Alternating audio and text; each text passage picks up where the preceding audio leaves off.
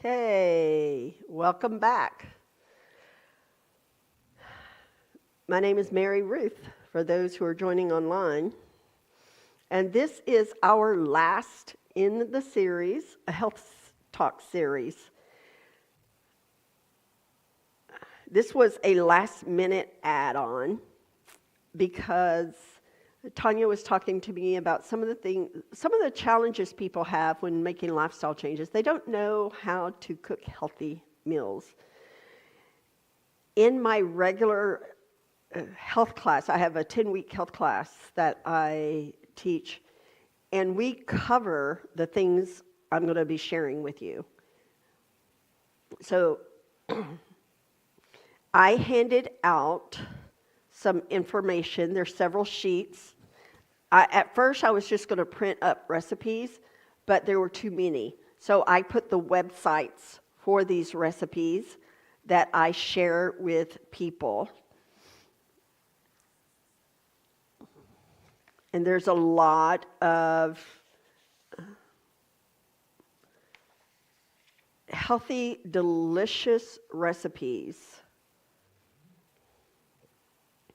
One thing that people think that if they eat healthy, the meals are yucky tasting or bland. That cannot be further from the truth. I make the most delicious foods, and they're healthy. I make some yummy desserts. I created this recipe for detox granola bars that help with detoxing, and they're so good.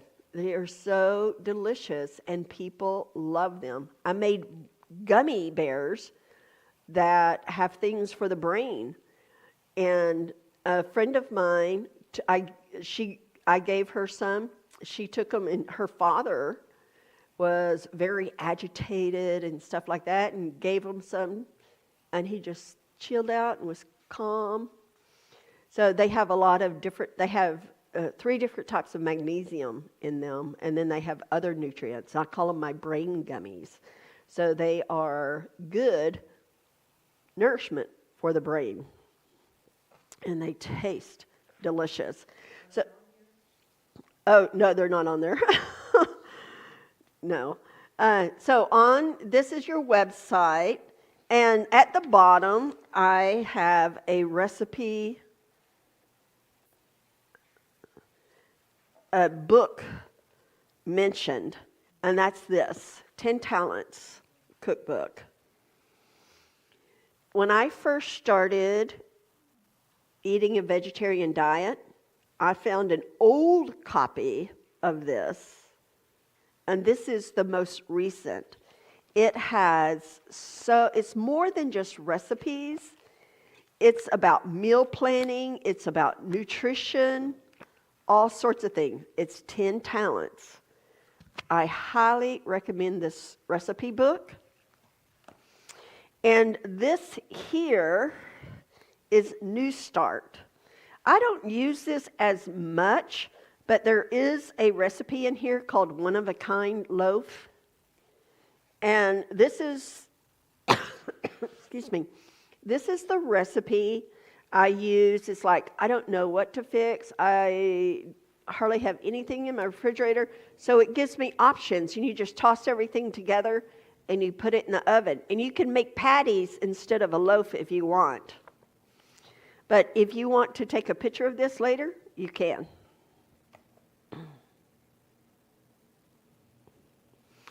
So this, on the back of this, you will see some tips for meal planning, and we're going to talk about this. First, you are what we eat, okay? We talked about that. So this is a little full, but this is your typical refrigerator for the average American family. So when I look at that, you know what I see? Cancer. I see autoimmune disease.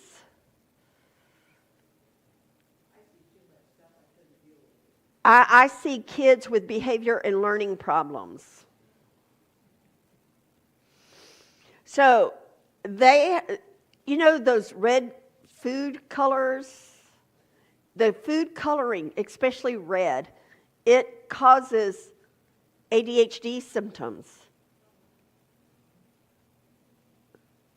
So that's the first thing when a parent comes to me and they say, my kid has ADHD. I say, what do you feed them? I say, remove all of the fake food. Remove all the food coloring, everything with food coloring. Okay? They have food coloring in yogurt.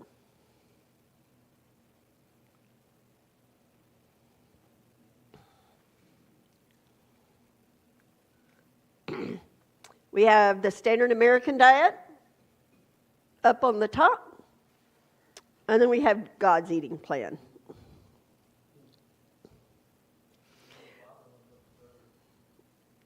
Yes, it does.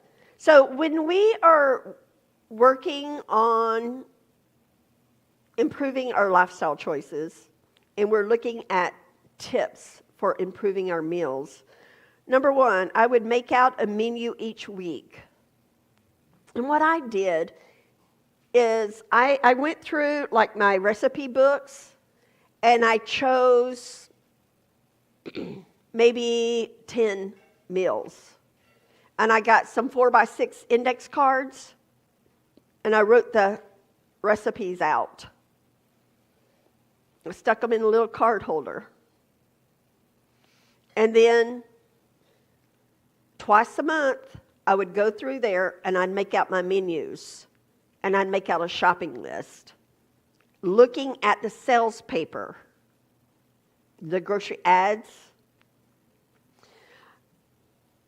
I'm assuming they still do this,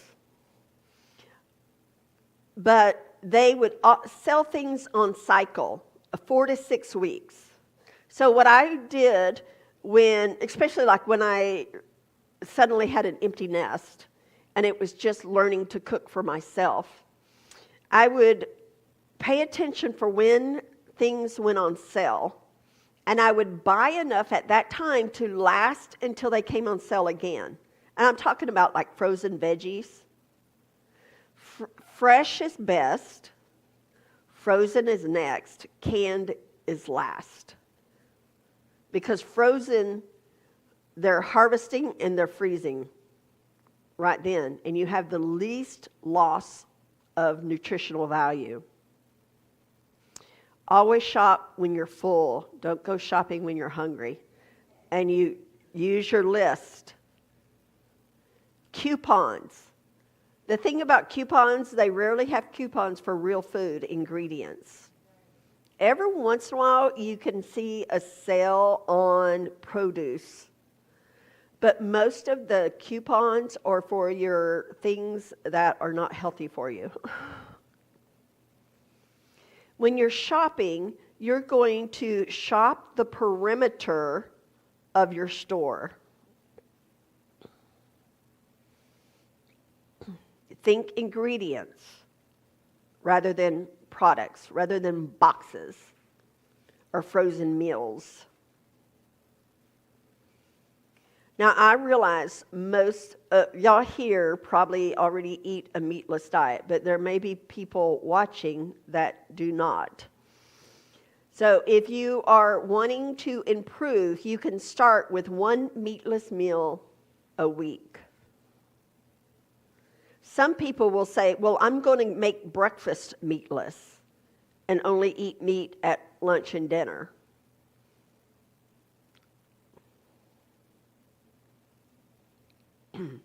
Again, I talked about analog meats.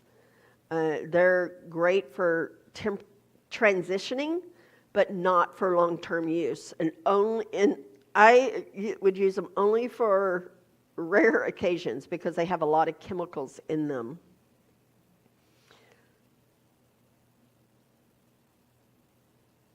You know, I already forgot what we were talking about when you told me to wait to answer. What? Oh, sleepy dust. Okay. If you have problems, you fall asleep okay, but you wake up in the middle of the night and you can't get back to sleep, That's usually because of cortisol spikes. So you can find the recipe for sleepy dust and take a pinch and put under your tongue, and it will bring down the cortisol and help you get back to sleep. Now, one thing that helps to avoid that is taking a spoonful of honey, raw honey, before you go to bed, because that gives your liver glycogen to deal with the cortisol spike. So, back to meatless. I'm sorry for that diversion, but that popped into my head. What was I talking about? So, a meatless meal each week to begin with, and slowly increase to 2 meals, 3 meals, etc., until you're not eating meat. The China study has some excellent information. Also, Forks Over Knives, which is based on the China study. And there is the Game Changers that talks about sports celebrities who have gone vegan. And a lot of people are like, well, where do you get your protein? Well, we get it from the original source, the plants. Where do the animals get the protein? From plants. When you're eating meat for protein, you're getting it secondhand. There's no fiber in it. And the meat you buy at the grocery store has so many chemicals in it that are bad for us. So make meal. If you are like a parent with children, you're really busy, you're working outside of the home, and making healthy meals is a challenge. One option is what I did when my kids were younger, is I would, every 2 weeks on a Sunday, I would make a batch of meals and freeze them. And then all I had to do is stick them in the oven.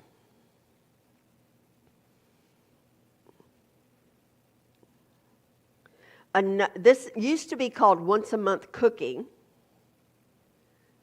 but I did it twice a month. So I did 2 weeks at a time. I would make breakfast and I would make supper. And the kids would just, well, at that time we'd eat sandwiches. And I would buy those big rolls of veggie meat and have it sliced up. This was a long time ago. But you can make garbanzos. There's recipes for garbanzos to make mock tuna. That's really, really good. And so you can make veggie patties to have sandwiches with, or you could make this mock tuna hummus. You could like put hummus on bread with an avocado and sprouts. Yum. Yum, yes.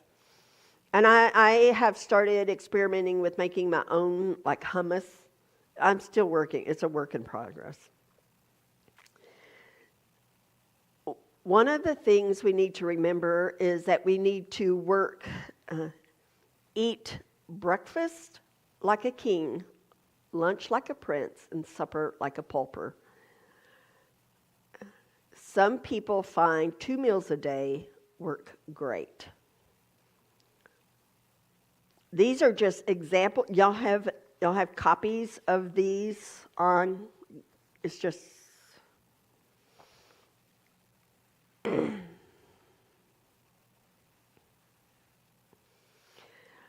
Instapots, crock pots, air fryers, those are things that can help busy people with meal planning. I strongly recommend not using a microwave, though, because it irradiates food and it kills the frequency of the food. I've done some studies on frequencies, because everything's frequency. And microwave food has 0 frequency. It does nothing for our body. It's best to eat fruits and vegetables at different meals. I know some of this is old hat for y'all. And it's best not to drink with your meal. You might, take a little sip, but 30 minutes before or 1 hour after. Okay. One of the things that we need to be aware of, food labels. That's not on.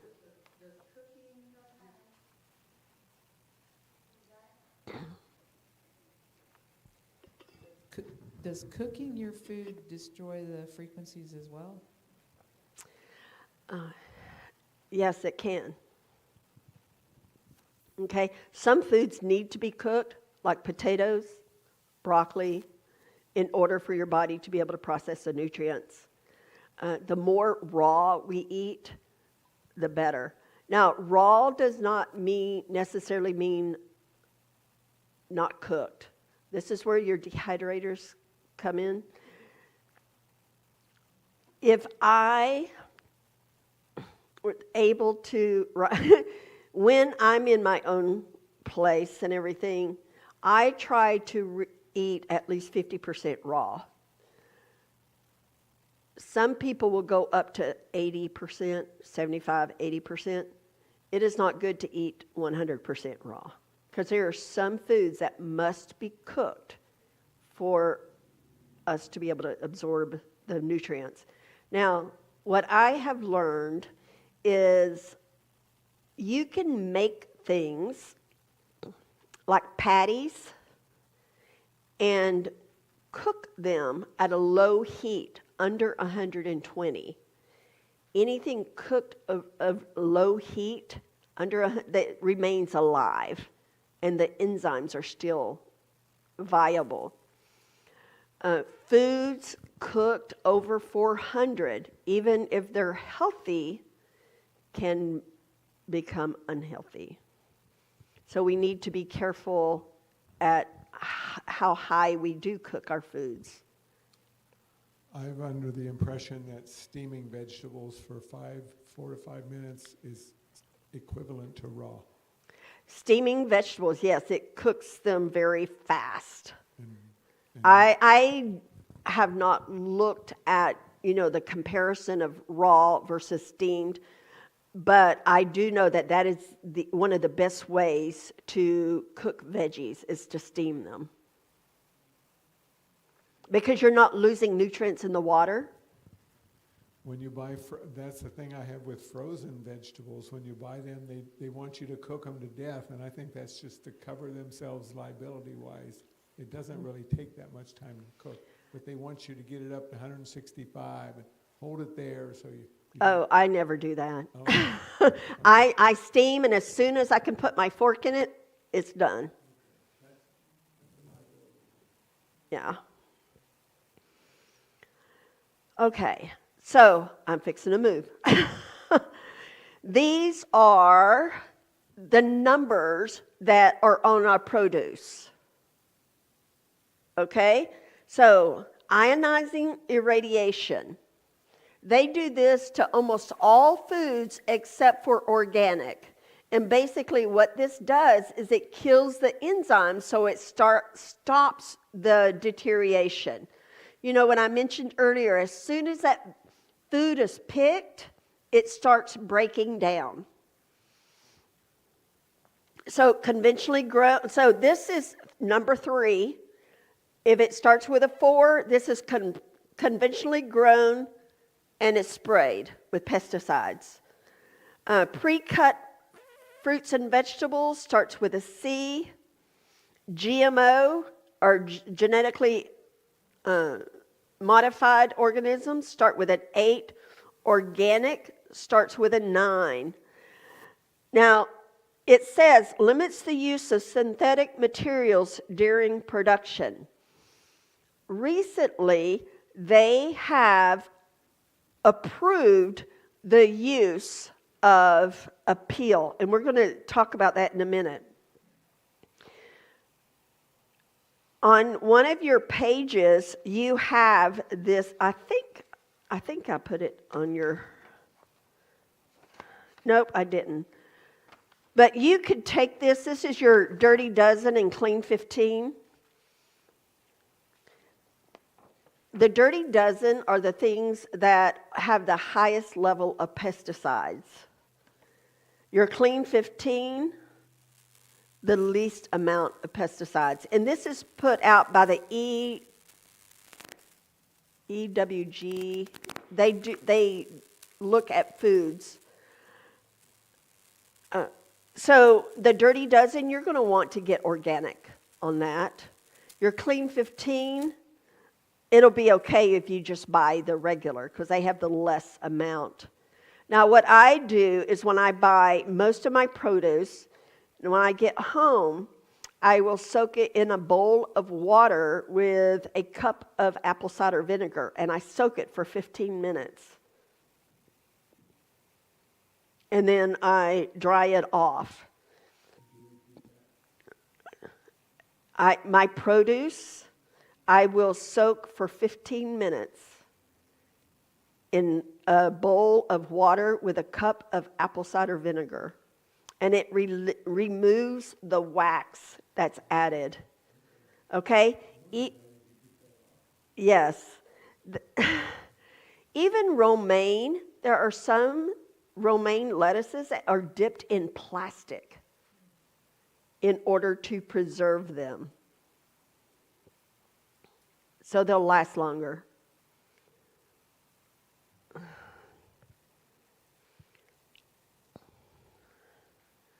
So we don't want to just like become wackos when we look at labels. And what I tell people, they say, well, I can't afford organic. Well, do the best you can and trust God for the rest. Okay? That's the thing. I can't afford organic on most things. The only thing I make sure I never buy regular is spinach, salad greens. I will not buy unless it's organic. Okay? Because that is one of your Dirty Dozen.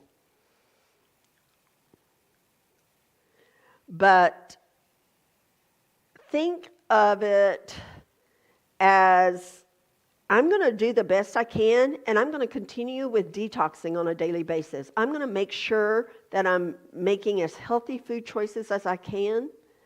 You know, we might not be able to buy the best, but we get what we can, and we just make sure we're drinking our water, making sure we're detoxing regularly, getting enough sleep, getting exercise, getting sunshine, and it helps, okay? And you're trusting that God will bless your efforts. Appeal. Have y'all heard of Appeal? It's one of Bill Gates' projects, okay? Well, this Appeal is allowed on organic produce, and they don't always have labels. This is not a good thing. So you want to avoid things that have Appeal on them.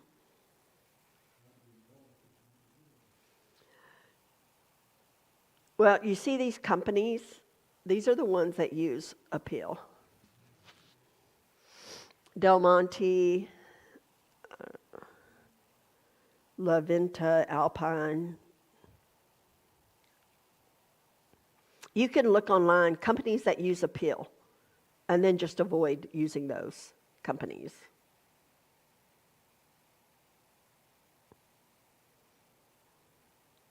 I've seen numerous videos of people that the food turns rubbery.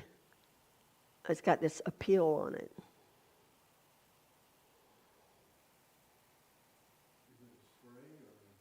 it. Yeah, they spray it. It's supposed to slow down the decomposition. I've seen asparagus like rubber, and I wondered what was with it. Mm-hmm.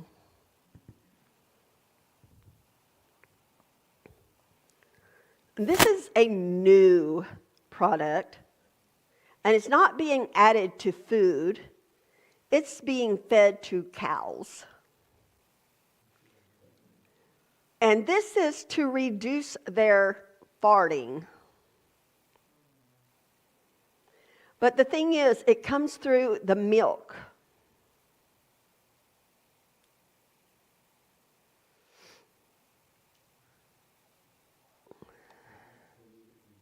Because that's a pollutant and it's making too much carbon footprint. Yes. You may have too much methane gas. Yes, it says that the reason they're giving this is because there's too much methane being released. But instead, that's not the real problem. And I'm not going to get into all of this, but I'm just telling you, this stuff is not being labeled. And it will, if you're drinking cow's milk, it can be in the milk. And I imagine it'll be in the meat. There are already the chemicals that they add in the store is different chemicals they add to keep the meat red and looking fresh. These are harmful chemicals to our body. So if you cannot give up meat, I would suggest going to a local butcher, raising your own, or buying from a 4-H kid. If you cannot give it up, those are the safer options. I used to recommend hunting, but now even the game animals have tumors in them.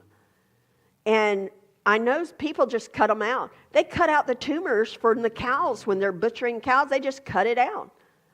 Well, that cancer is still in the animal. So I no longer recommend hunting for your meat. I mean, so this is your Dirty Dozen and Clean 15.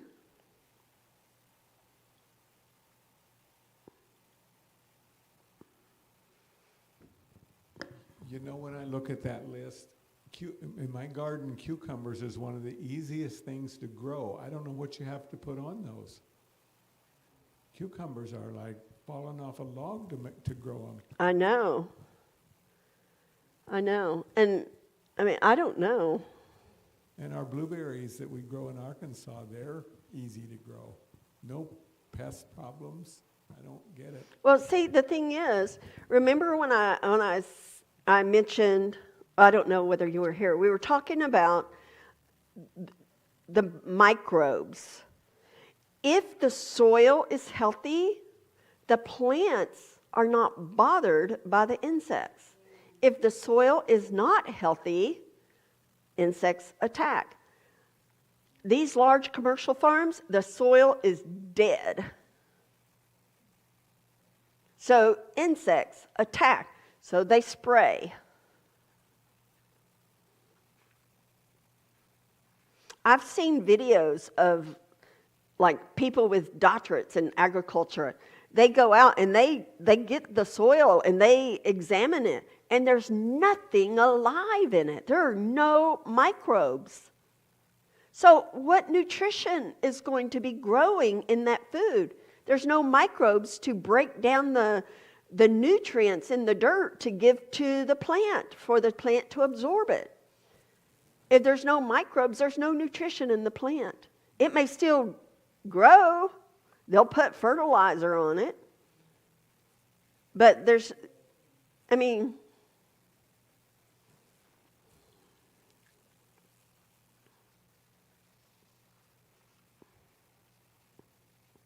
so we have a choice. And the choice is not always easy.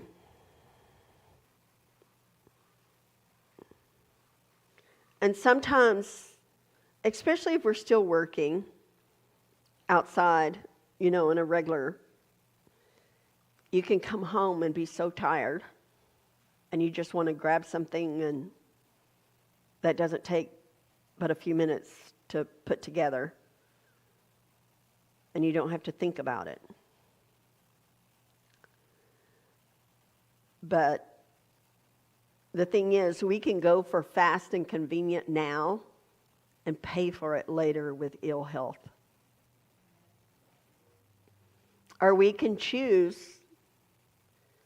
to use real food and learn the shortcuts so we can put together meals quickly and have more health, better health.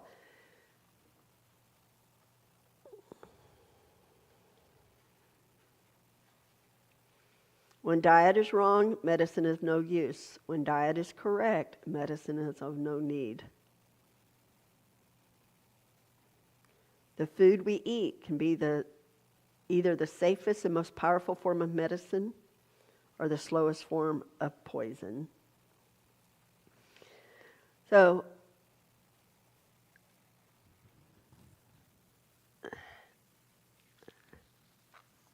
it is possible to eat healthy and have delicious meals. It's a mindset. You know, we can do some meal prep on the weekends, cutting things up and everything like that. But I will tell you that although that can help in saving some time, when you start cutting into your produce, it decomposes faster and it loses nutrients faster. So that's something to keep in mind. The best thing to do, if possible, is to grow our own food.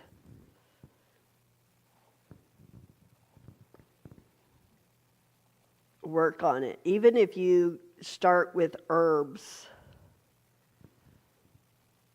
or a container garden, start somewhere. Any questions from anything we've talked about this weekend? On your vegan food pyramid, it talks about medicinal foods eat sparingly. Does that mean that seaweed, which is on the other side, is a medicinal food? And nutritional yeast? I think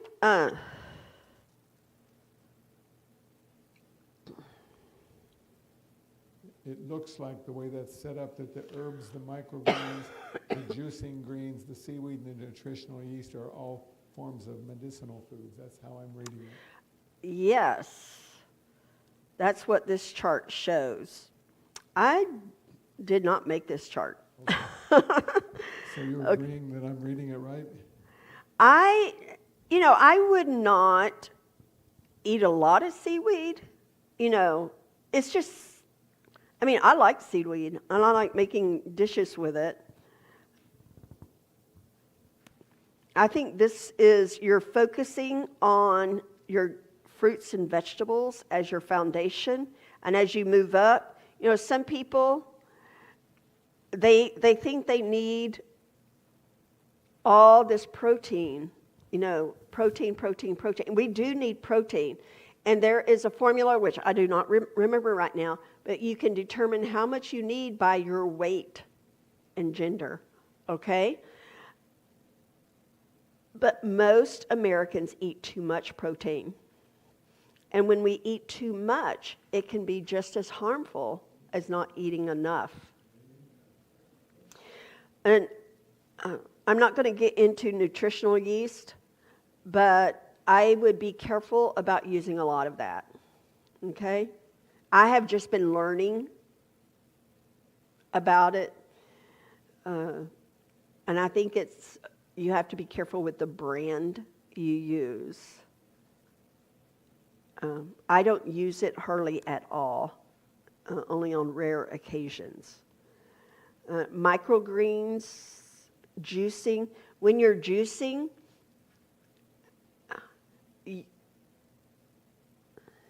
I prefer smoothies rather than juicing, because when you're juicing, you remove the fiber. And that can really shoot up your blood sugar when you're just, like if you're juicing fruit without the pulp, without the fiber from the food, it can cause your blood sugar to rise. The same if you bought juice. I enjoy juice, but I'll put like a quarter cup in a glass of water. just for like flavoring or something. But I don't drink straight juice. It will cause your blood sugar to mess up. Because it's without the fiber to slow down the digestion of the sugars.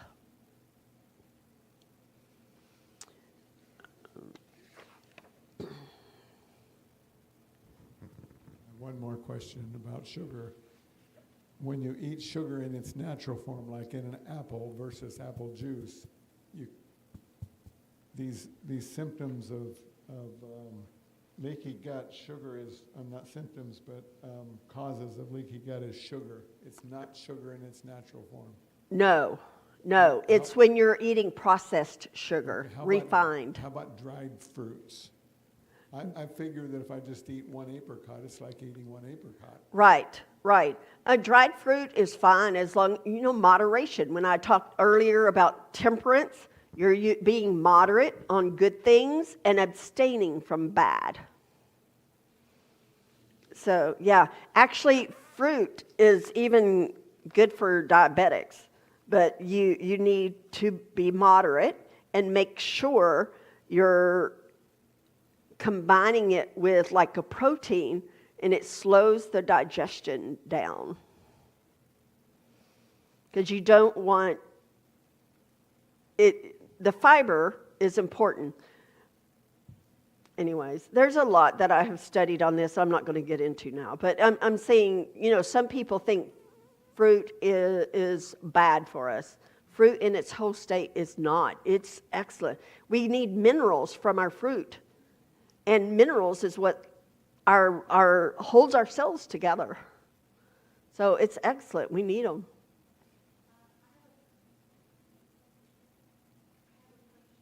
I can't hear you. Okay, you were showing us a sheet that you had put together for keeping a journal of your diet intake. The your food water journal, Yes. For people that don't have computers and they would need to just write it down. Right. Mm-hmm. How can you get a hold of one? My particular one, you can find free ones online. You can just do free food journal, and it'll come up, and you can print it up.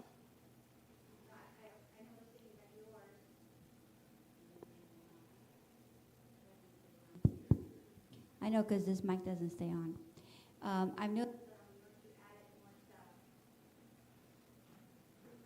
hello? On your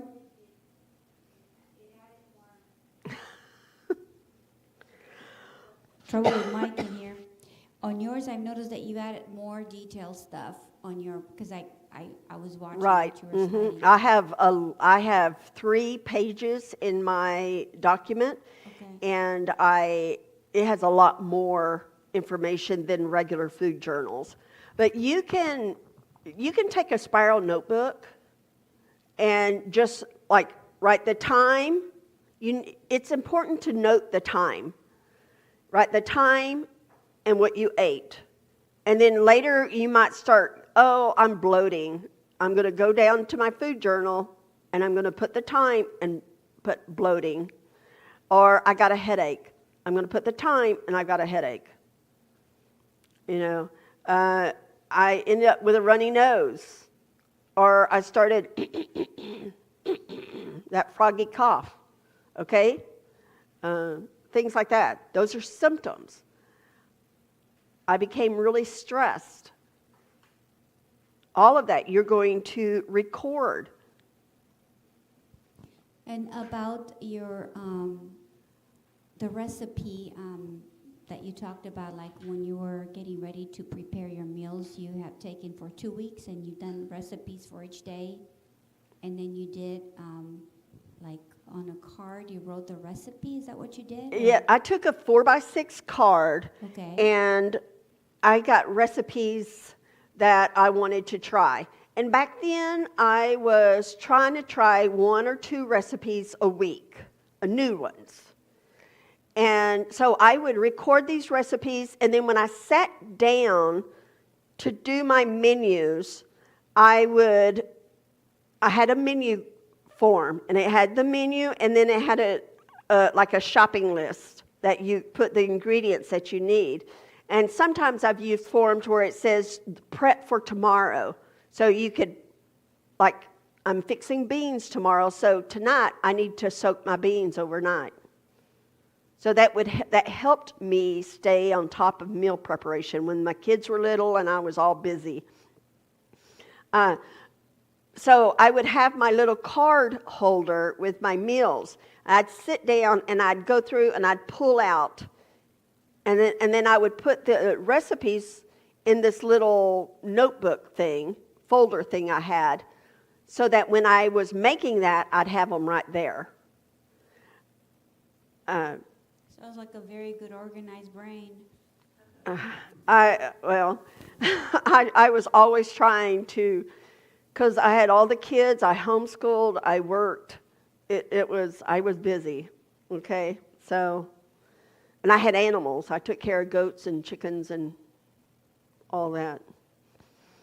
So, what I would do I would make sure I started with tried and true recipes. Everyone likes.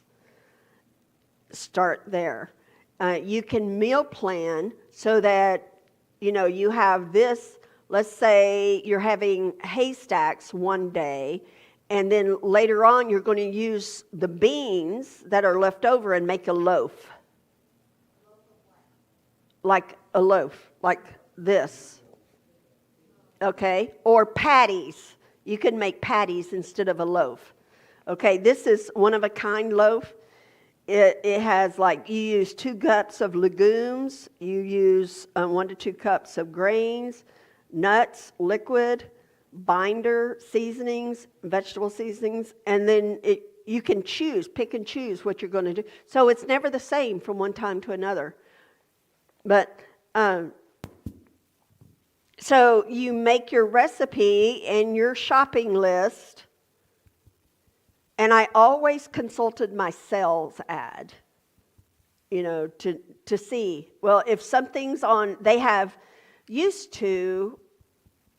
was an Albertsons, and they would, every 6 weeks, they would have 10 for $1. 10 for 10, that's what it was, 10 for 10. I would buy enough to last until the next time it was sold on sale.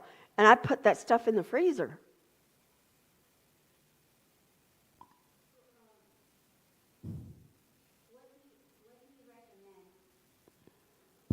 What do you recommend for seasoning? A brand that doesn't have MSG, or for seasoning, like for people that like more seasoning than others? I don't know brands for seasonings yet. Seasonings are hard. I do use seasonings sometimes, but I also like for garlic, and I use Himalayan salt, but I just chop the garlic up. It's not hard to make your own garlic powder and onion powder. You can dry them and dehydrate them and then powder them. But it's sort of like I get the best that I can afford at the time. I try to make sure that they're gluten-free. I have a favorite. I got it at Sam's Club, and it's Tone's brand, and it's cilantro lime. It comes in a little. Yeah, but I've noticed they have orange black peppers. That one doesn't. No. Mm-mm. And I really like it. Cilantro lime, something like that. It's Tone's brand. Sometimes you can find small business owners who make seasonings to sell, especially like herbal people who do foraging. They make their own products and they offer them for sale. That's an option that you can choose. A lot of them have natural seasonings, and I have not done my research, but I question, what is that? Natural seasonings often includes gluten. It can also include what's that bug's name? There's a beetle. It's a red beetle that's responsible for a lot of red food color. And it's called natural. It's called natural. So they can use bugs to to color things. They can use all sorts of things. They can use wood pulp, sawdust, and call it natural. In a lot of times in your cereal, cold cereals, they'll have sawdust as a filler. Gluten is used as a filler in many, many, many fake food-like products. I saw a video the other day about there are very few real cheese brands anymore. That it was all based on an oil instead of like cream and stuff like that, and real rennet. And of course, it's best to avoid those things. But oh wow, it's when you start down this rabbit hole of what's really real, you can quickly become overwhelmed. And I said, hey, look, just do the best you can. Start baby steps. Start with drinking water. Drink lemon water in the morning. Get to bed at a decent hour.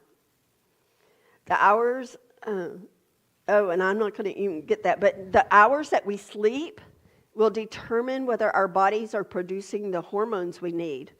So we need like from 9 until 2, so optimum sleep time for our bodies repairing itself. And the more sleep we get before midnight is twice better. as beneficial as after midnight.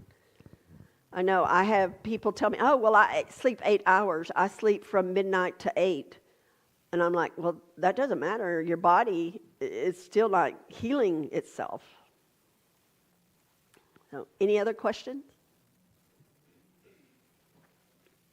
Okay. Let's close in prayer. Dear Heavenly Father, thank you so much for your blessings and this opportunity to learn more about how we can make better choices to be healthier. Lord, we pray that you just be with each one of us and help us to be able to put this new knowledge into practice. Continue to lead us and guide us in the path you'd have us to go. Continue your work in us to fit us for heaven. In Jesus' precious name, amen.